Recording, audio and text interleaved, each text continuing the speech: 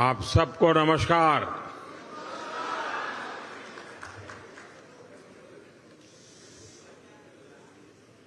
Indonesia आने के बाद, बाली आने के बाद हर हिंदुस्तानी को एक अलग ही अनुभूति होती है, एक अलग ही एहसास होता है। और मैं भी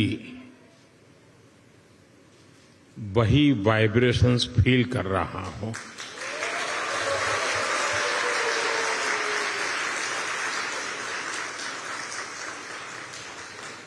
जिस जगह के साथ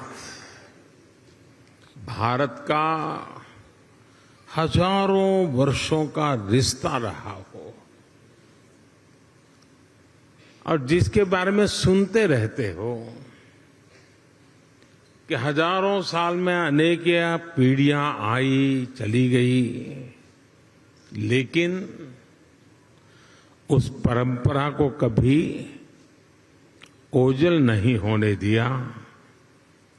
हजारों साल से उस परंपरा को जीना, पीढ़ी दर पीढ़ी उस परंपरा को जानना और हर पल उस परंपरा से जुड़े रहना, वहां के लोग, उस धरती एक अलग ही आनंद देती है, अलग ही आनंद की अनुभूति कराती है।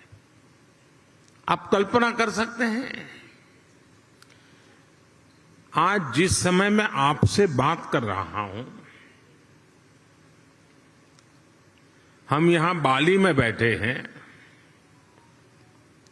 बाली की परंपराओं के गीत गा रहे हैं।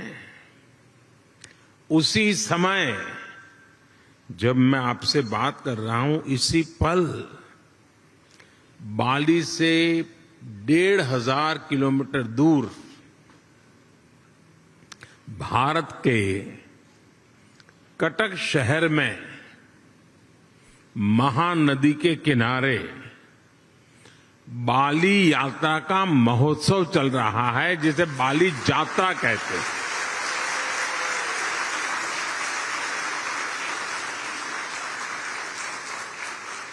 और ये बाली यात्रा है क्या? ये महोत्सव भारत और इंडोनेशिया के बीच हजारों वर्षों के ट्रेड रिलेशंस को सेलिब्रेट करता है। इंडोनेशिया के लोग इस बार की बाली यात्रा के फोटो इंटरनेट पर देखेंगे तो उन्हें वाकई गर्व होगा, आनंद होगा, उत्साह से भर जाएंगे।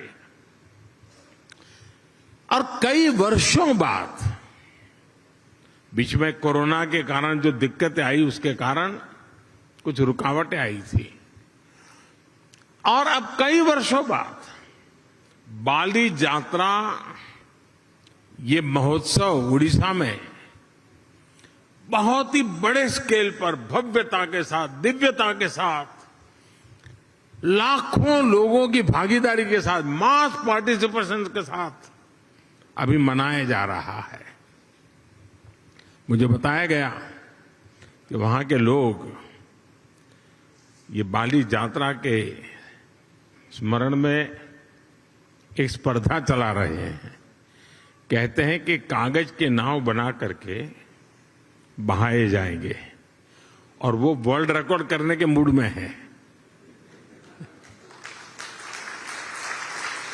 इसका मतलब ये हुआ कि उड़ीसा में आज जो लोग इकट्ठा हुए हैं, उनका शरीर वहां है, लेकिन मन बाली में है, आप लोगों के बीच में है। साथियों, हम लोग अक्सर बातचीत में कहते हैं, इट्स अ स्मॉल वर्ल्ड, ऐसा ही शब्द है, it's a small world. Bharat और इंडोनेशिया के संबंधों को देखें तो ये शब्द नहीं है, ये हमें सच्चाई नजर आती है, सटीक बैठता है। समंदर की विशाल लहरों ने भारत और इंडोनेशिया के संबंधों को लहरों की तरह ही उमंग से भरा है, जीवंत रखा है। कभी थकान महसूस नहीं हुई, वो लहरें जैसे चलती रहती हैं, हमारा नाता भी वैसा ही जीवंत रहता है।